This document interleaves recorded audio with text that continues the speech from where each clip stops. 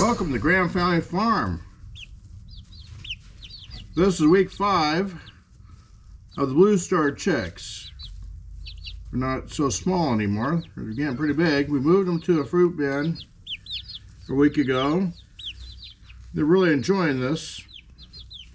So hopefully the weather warms up and we can move them on outside here pretty soon. Anyway, I'm hoping these are going to be good layers. We'll find out. It's the first time we've ever had Blue Stars. Oh, they're getting out.